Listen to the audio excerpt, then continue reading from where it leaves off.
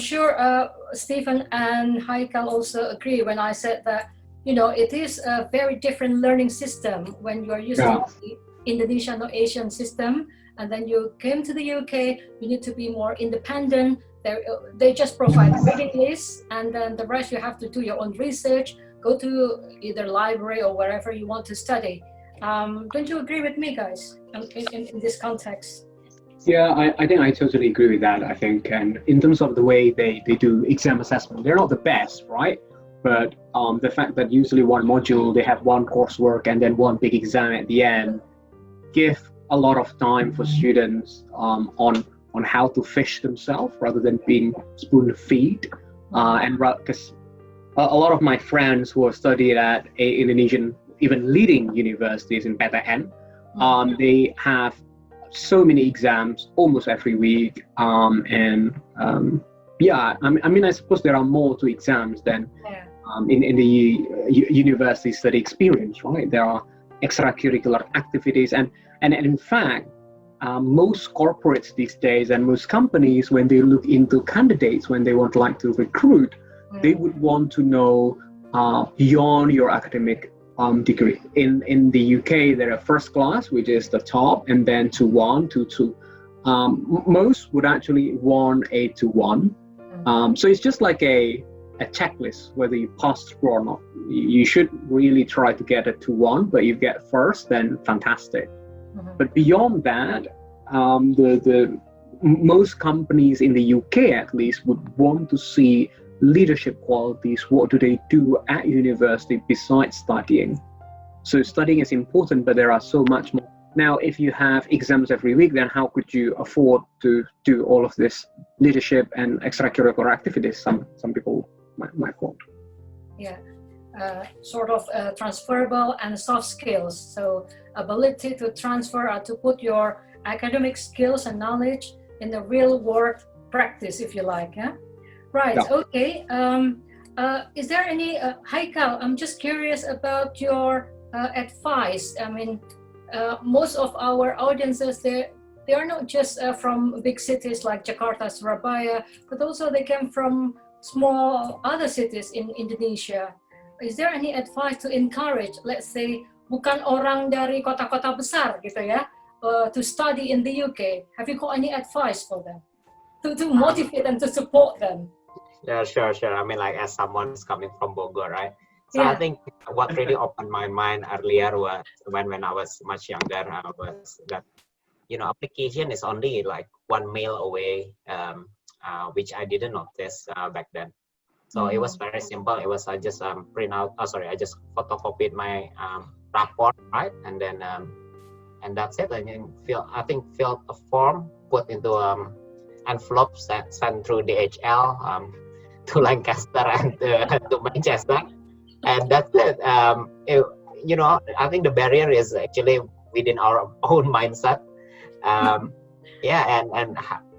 was lucky that I tried.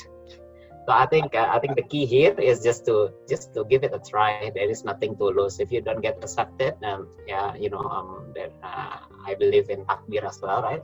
But if you try many enough, maybe 1 or 2 will actually open a discussion with you.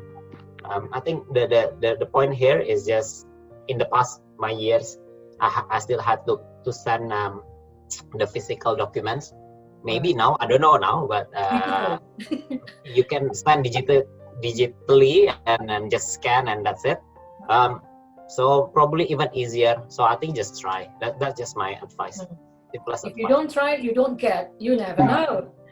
Correct. Right. Okay. Now I will open a session for audience for just 2 questions because we have a limited time. But thanks to Stephen, I think he's still prolonging his time with me. He said to me, I need to be 1 hour straight. And I said, please, I mean, if you want to leave, feel free, Stephen. But if you want to join for the Q&A from our audience, I would be very much appreciated.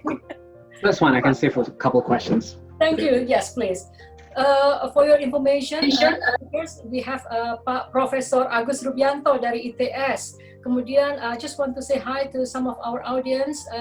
Kita ada Ibu Dr. Herlina dari UPN Jogja. Thank you for coming.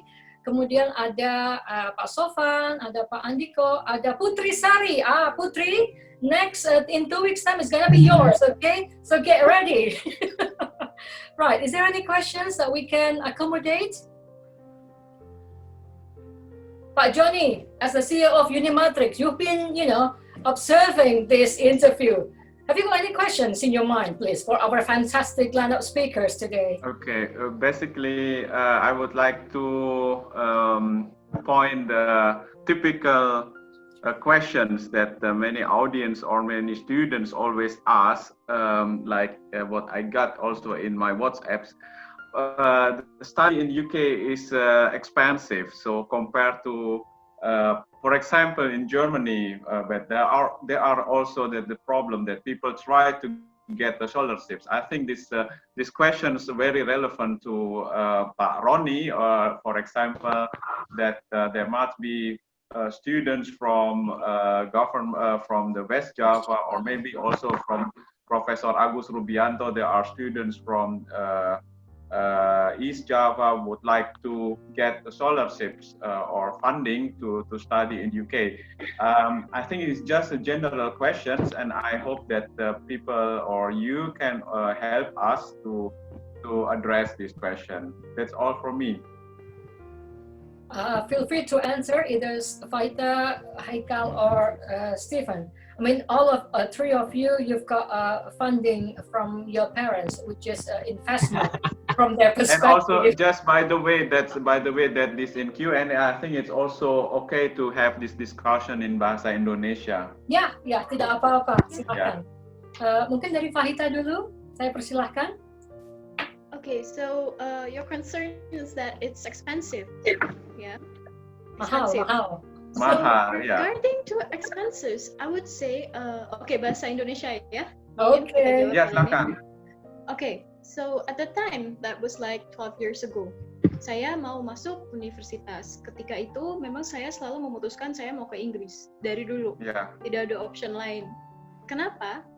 Karena di Inggris itu waktu itu, well, it favors us, as Stephen mentioned earlier, with the Eurozone crisis, GDP-nya sangat rendah. So it was like 15,000. Yeah.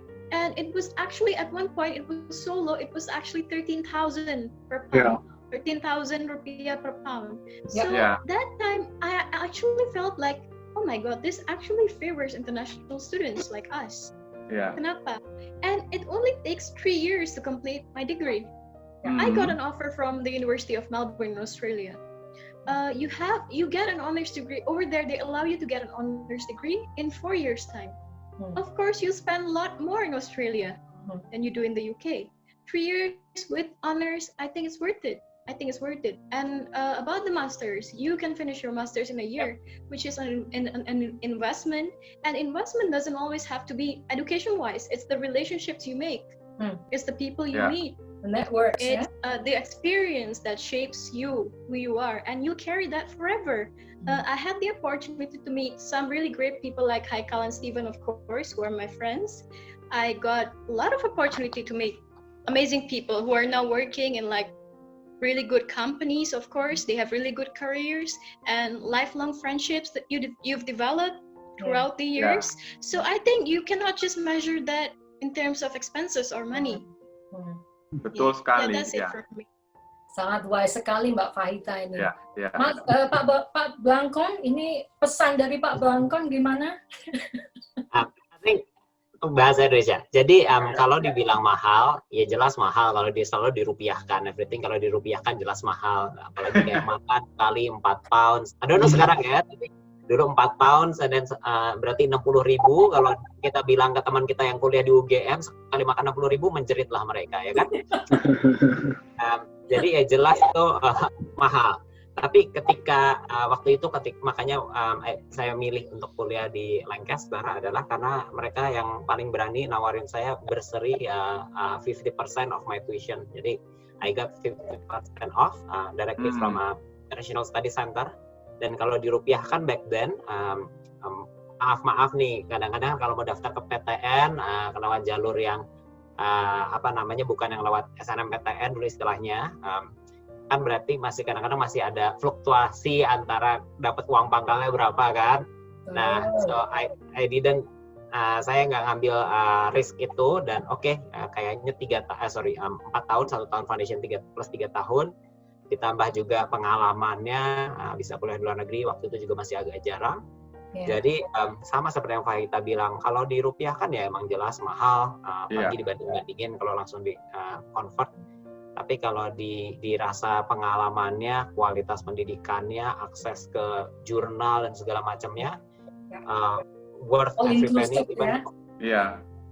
Even for me, kayak itu kayaknya sangat-sangat affordable, karena saya juga punya adik-adik yang ikut merantau juga kan, jadinya setelah saya ke negara yang berbeda, dan saya ngerasa wah ternyata kuliah saya dulu itu very good for value gitu loh, dan sampai sekarang masih banyak yang kerasa manfaatnya.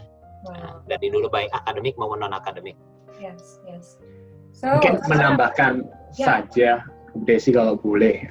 Jadi mungkin memang kelihatannya generasi kita itu cukup blessed, cukup diberkati, karena dulu masuknya 1 pound sterlingnya 13 ribuan, pada saat saya earning pounds itu sudah 22.000, 19.000. Jadi ini jadi waktunya BP.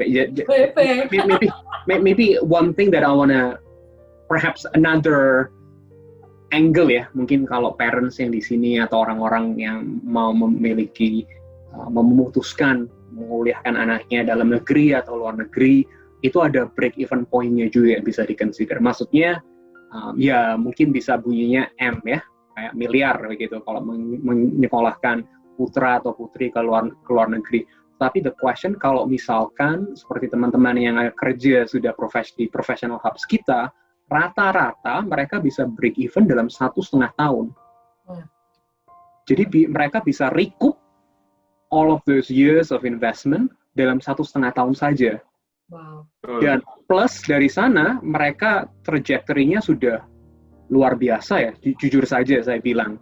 And this is a model that many Indian students use. Jadi yang teman-teman orang India itu, mereka ada istilahnya student loan. Di India, mereka berani ngambil loan, mereka kuliah di top UK University atau di top US University, mereka harus, they don't have option.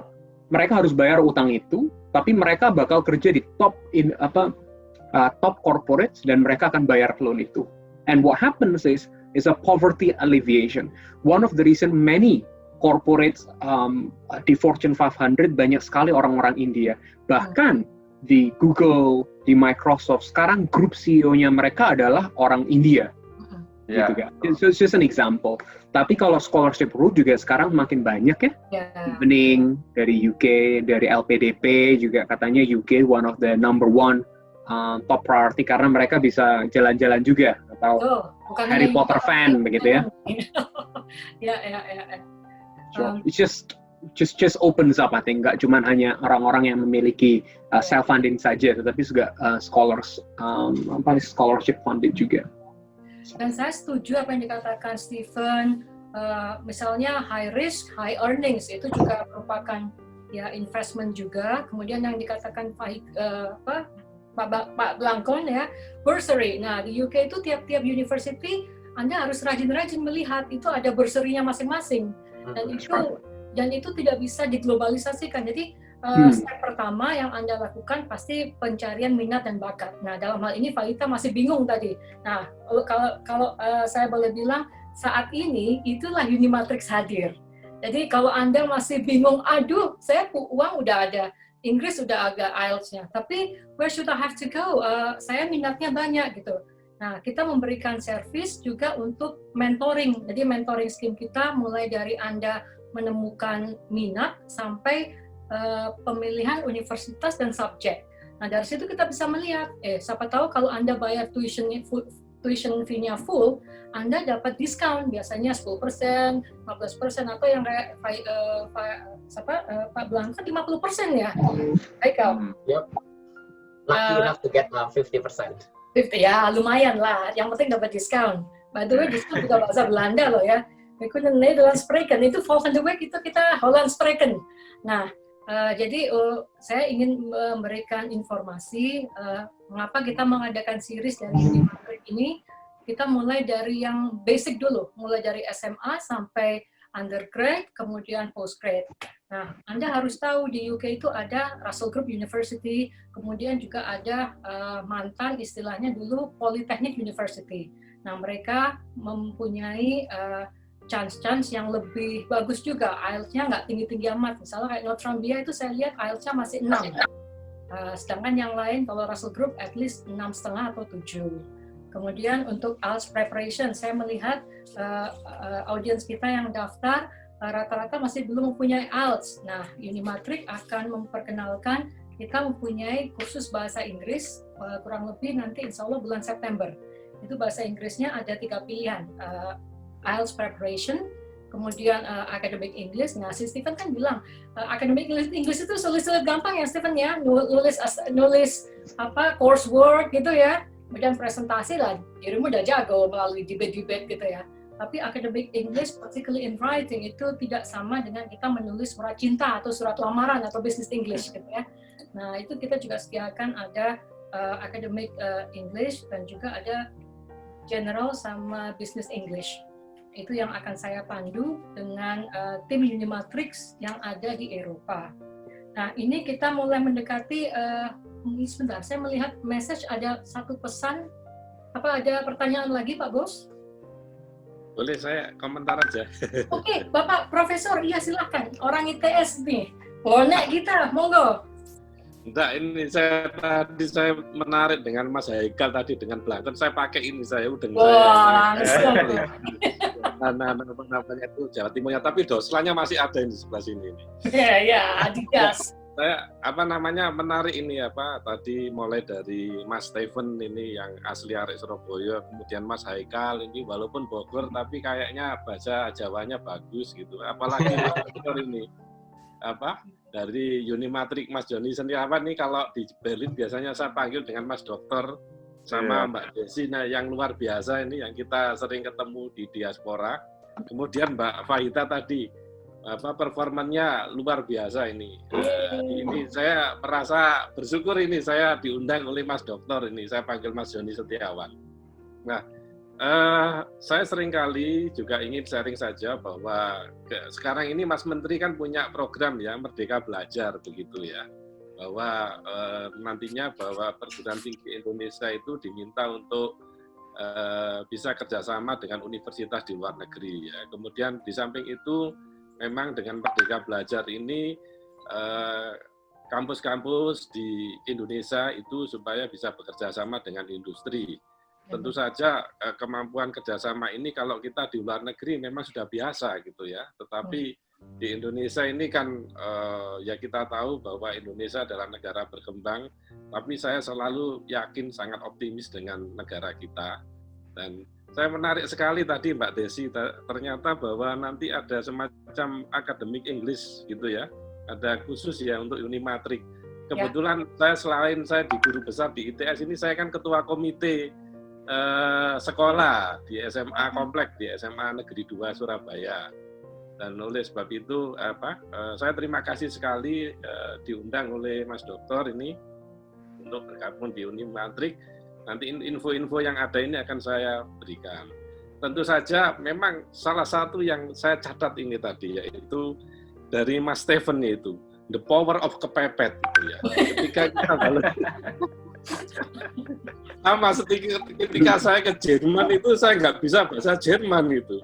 Ketika saya masuk khusus bahasa di kelas itu ditanya, wie heißen Sie gitu kan. Saya diem aja karena nggak bisa bahasa Jerman saya. What is your name? Iya, my name Agus Rudianto gitu kan. Les lagi ya, Pak Prof di Unimatrix.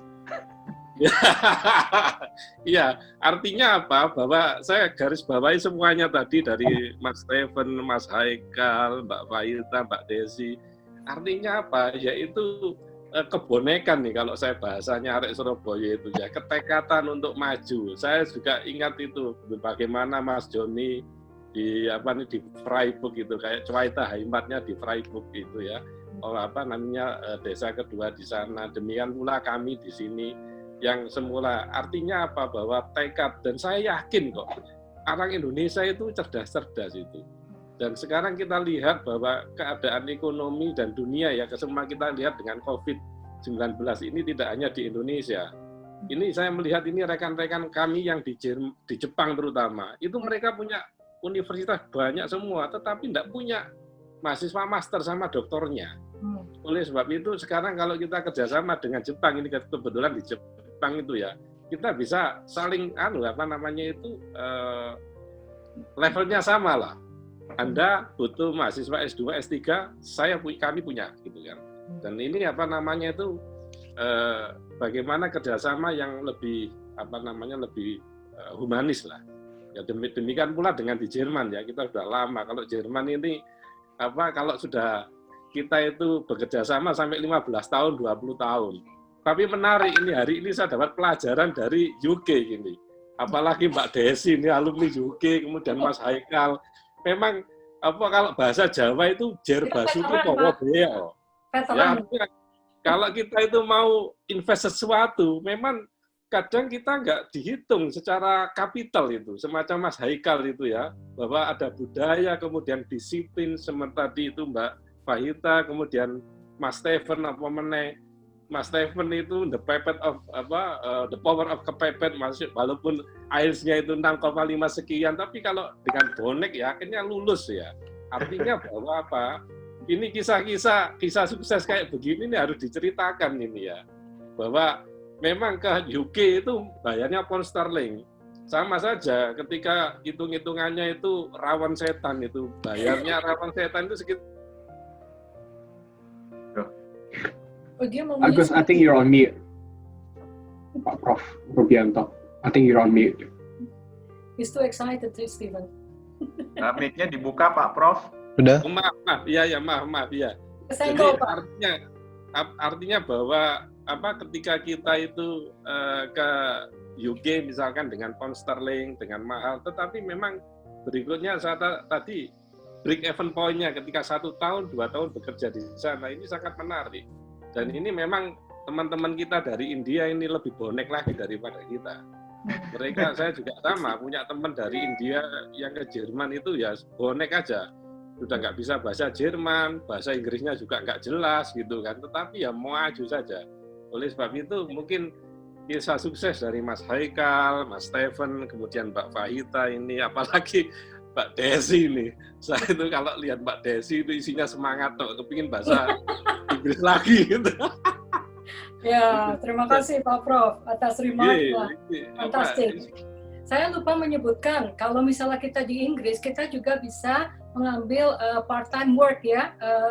Fahita, Haikal dan Steven, Anda bisa kerja casual. Meskipun itu dibatasi seminggu berapa jam. Kalau waktu saya dulu 21 jam tapi bisa agak lama kalau waktu summertime. Itu siapa tahu salah satu cara untuk influence CV Anda gitu ya. Anda bisa kerja. Saya dulu kerjanya di Marks and Spencer sama Primark. Terus kerjanya Ambi jadi nanny juga. Kemudian pokoknya dari bawah, cuci piring juga di Chinatown gitu ya. Untuk apa? Supaya kita melebur, to blend ourselves with the local language gitu ya. Di Newcastle itu bahasanya Geordie bahasanya. Jadi pertama saya datang, waduh, ini Inggrisnya bukan Inggris yang saya dengar dari BBC gitu. Kan so many English accent gitu. UK terdiri dari 4 regio gitu ya. Jadi Anda kemana-mana juga mendengar accent Inggris yang macam-macam gitu. So, the last ada pesan-pesan terakhir mungkin dari Pak Joni tentang Unimatrix Service yang bisa kita berikan. Sebelumnya saya merasa terharu ya, karena ini Bung Steven terutama yang sangat super sibuk. Oh, Bung Steven, ini sekalian aja promosi ya. Kalau waktu zaman saya dulu ya, awal-awal akhir tahun 1999 itu nggak ada, PPI-nya ada, tapi nggak ada yang namanya YIPA, kemudian Global Club untuk Indonesian Professional. Anda bisa cerita nggak sedikit sehingga ini bisa menambah semangat. Oh, ternyata lulus dari UK ada payung yang bisa saya tap in gitu. Bisa cerita sedikit? Sure, boleh. Dan ini mungkin juga something yang Haikal juga, Fahita juga sangat melihat ada gap istilahnya ya. Ada gap di mana banyak dulu perkumpulan PPI cabang di Manchester, cabang di Leeds, cabang di Lancaster. Dulu Haikal juga ketuanya PPI Lancaster dan ketua PPI UK. Jadi istilahnya para pelajar di luar negeri itu berkomunitas, berorganisasi PPI itu sudah sangat lumrah. Tapi pada saat kita lulus, ya kan, tidak ada komunitas atau asosiasi yang istilahnya bisa kita bergabung, menampung. Begitu. Jadi tidak ada pada saat itu. Adanya organisasi-organisasi mungkin untuk diaspora yang bersifat istilahnya bersifat agamis. Jadi ada yang perkumpulan untuk teman-teman Muslim, ada yang teman-teman Kristen, ada yang perkumpulan Padang, ada perkumpulan Bonapasogit yang Batak, ada perkumpulan yang Kawanwa Manado. Kita orang Indonesia jauh-jauh ke Inggris, jauh-jauh di luar negeri. Kok yang ngumpulnya berdasarkan agama, berdasarkan suku, gitu ya. Jadi kayak memang istilahnya kita memang suka lah ya berkumpul dengan orang-orang yang kita bisa kangen, rindu-rinduan rumah begitu. Tetapi alangkah baiknya apabila ada suatu professional hub di mana itu cross religion, cross ethnicity, cross industry, kita betul-betul fokus in building the future business leaders of Indonesia. Karena memang harapan kita agar teman-teman anggota profesional yang bekerja di financial services, professional services, engineering infrastructure, itu kita bisa make global impact dimanapun kita. Jadi so far selama saya memimpin HIPA UK selama 5 tahun dan sekarang kita memang start a global movement yang namanya Global Indonesia Professional Association. Kita ada professional hub mulai dari West Coast San Francisco, di DC, di Boston, New York, London, kemudian di Jerman juga ada Pak Prof. Rubianto kali dibuat. Di Jerman ada. Belanda masih progres itu kelihatan. Singapura, di Jepang juga ada. Jadi it's great that collectively mulai banyak orang-orang Indonesia yang bekerja di luar negeri bisa ada professional hub di mana kita bisa melink mereka semua. Mungkin itu saja. Would love to still connect, terutama dengan kita juga lagi gencar-gencarnya di approach dengan para adikbud di New York, Prof. Popi yang di Unpad ya kalau nggak salah ya, dan beberapa adikbud lain agar betul-betul menjabatani bagaimana student setelah mereka lulus, biar ada teman-teman profesional yang membantu untuk membina for their career development path, mau kembali ke Indonesia atau mau kerja dulu di manapun itu. Karena memang, again, as a default option, is always nicer to come back home. And eventually, kebanyakan waktu kita survei member-member di UK, mereka memang ingin kembali ke Indonesia eventually. Mungkin setelah 3, 5, 8 tahun mereka bekerja di luar negeri, pulang rumah karena orang tua juga semakin tua dan lain sebagainya begitu. So I think it's great. I think that's a very, very wise, let's say, closing statement from Stephen. Now we are talking about the meaning of being Indonesian diaspora. We can bring our financial, let's say, capital, our human capital, our cultural capital, and the most important thing is networks. That's the thing that you cannot get if you just, with all due respect, you just study in Indonesia, because now the word is flat, but at the same time it's spiky. So that's the thing that I would like to say, unless Bung Faikal, Bung Haikal, is there any closing statement from you? I think last but not least, right? Thank you so much for inviting. Terima kasih sudah mengundang untuk hadir hari ini. Menurut saya sih ada 2 hal yang mau saya key takeaway. Satu, bahwa modal nekat itu penting, karena kalau nggak pakai nekat di awal, nggak pernah itu saya bisa kesampaian, bisa nyangkut di UK dan ya sampai sekarang. Yang kedua adalah tadi setuju banget dan disebut Pak Prof bahwa mahasiswa di Indonesia tuh pinter-pinter. I think that's a very, very, very valid point, karena saya di Lazada juga nginterview banyak fresh grads, pinter-pinter sekali. Saya coba ikutan tes daftar UGM, ITB, UI, ITS, Unair, mungkin zaman dulu mungkin nggak bakal lolos ya kan. Saya modal nekat aja bisa keluar negeri. Jadi mereka tuh jelas pintar sekali, emang mungkin gaya pengajarnya beda, dan kalau mereka mau S2, it should be easy for them gitu loh. Karena di Indonesia tuh udah kalau bisa masuk PTN berarti udah oke banget. dan juga udah memiliki daya tempur yang menurut saya jauh lebih kuat daripada yang sekedar merantau kayak saya. Jadi I think my point is Indonesian students itu pintar-pintar semua, tinggal perlu dinekatin sedikit aja untuk coba ngelangkah ke luar negeri. Karena pengalamannya it's not just about the price, nggak cuma sekedar uangnya mahal, nggak sekedar akademiknya bagus, tapi pulang ke Indonesia one day bakal bawa more than just akademik sih, bakal banyak bawa pulang network, culture dan segala macam.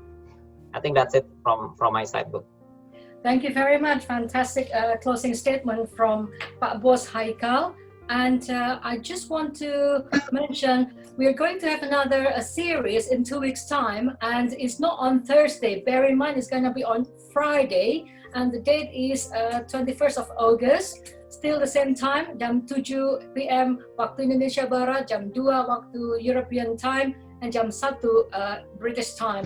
And we've got fantastic lineup of 4 speakers. Ada Mbak Citra yang dari BP, ya, British Petroleum di UK.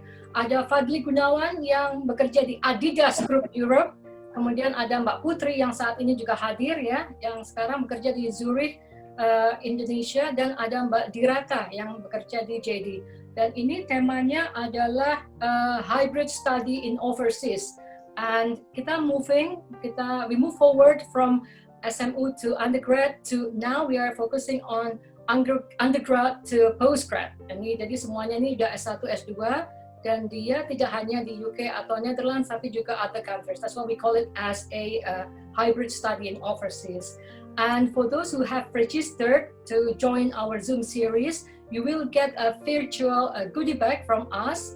And that is also the information about Unimatrix, the information about our speakers, and also information about the next 2 weeks' time expert dialect series. And please stay tuned with us in 2 weeks' time. And also in the meantime, for those who cannot attend our Zoom series today, you're still able to access by clicking on our YouTube channel. And still in progress, because to be honest with you, this is a new mission that I got from CEO Unimatrix. This is about everything happens during the COVID. So I finished my work as a banker, and I want to continue my passion in education, and that's why now I'm in charge for the UK and NL networks. And for all our speakers, I would like to say thank you very much. At the end of this week, hopefully within 3 up to 5 working days, you will get a token appreciation from us, and it's going to be in certificate from our CEO of Unimatrix in Germany. Pak Bos, I'll give it back to you before we close this session with a beautiful performance from Mbak Fahita, Love of My Life. Pak Bos, I give it to you. Okay, thank you for this very nice event. Saya sangat berterima kasih atas kehadirannya. Terima kasih Ibu Desi, terima kasih para pembicara, Pak Stephen, Pak Haikal, dan Mbak Fahita. Dan juga kepada para peserta, Pak Profesor Agus Rubianto dan semua yang hadir di sini. Saya harap acara ini sangat bermanfaat. I hope that you can take the knowledge and advantage from this our series. And it's a very pleasure for us to welcome you soon. And there was a kind of information from Bapak Misdianto that on the 21st is tahun baru Hijriah, so we will inform you later about the actual dates, if it is expert that many people will come later or before, so we will discuss it. Okay, saya berterima kasih sekali lagi. Saya menyilakan memberikan kembali ke Bapak Operator Pak Roni untuk menutup atau mempersilahkan Mbak Fahita untuk acara yang berikutnya. Baik, terima kasih Pak Joni, kemudian Ibu Desi dan para narasumber, juga Bapak Ibu yang sudah hadir malam hari ini waktu Indonesia dan siang hari ini waktu Berlin. Sebelum kita menutup acara ini, salah satu persembahan terakhir dari Mbak Fahita, lagunya Love of My Life dari Queen. Setelah itu mohon nanti Bapak Ibu bisa mengangkat jempolnya untuk dokumentasi kami. Jadi dengan seperti ini. Atau sekarang saja ya. Jadi sekarang saja. Saya akan screenshot untuk dokumentasi kami di Unimatrix. Terima kasih. 1, 2, 3. Oke, terima kasih. Silakan lanjutkan Mbak Fahita sekaligus. Saya pamit dulu. Maaf. Thank you again. Oke, Unimatrix. terima kasih Pak Steven. Pak Joni, Prof. Rubianto, tim Haikal, Fahita. It's great to reunite again with you all. Bye-bye now. Oke, thank you so much. Ya, terima kasih ya. Terima kasih. Silakan Mbak Fahita performannya. Dan sekaligus saya menutup acara sore dan malam hari ini. Terima kasih.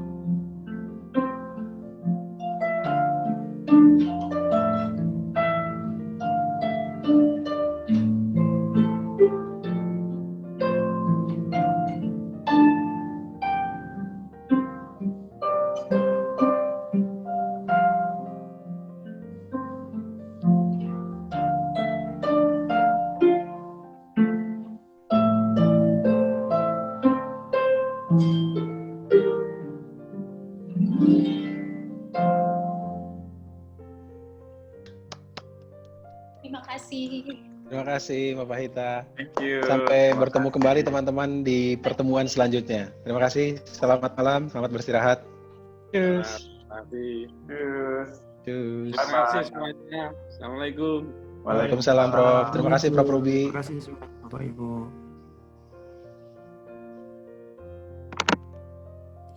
Wah. Alhamdulillah selesai. Mbak Fahita luar biasa performanya. Iya. Lagu favorit saya itu. Jadi pengen nyanyi. Iya. Satu lagi harusnya Bohemian Rhapsody ya. Kayak Angelina Jordan.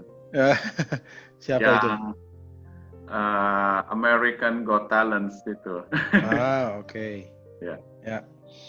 So, Oke, saya pamit dulu ya. Ya. Terima kasih. Terima kasih ya. Terima kasih. Oke. Saya tutup ya. Ya. Saya tutup. Ya.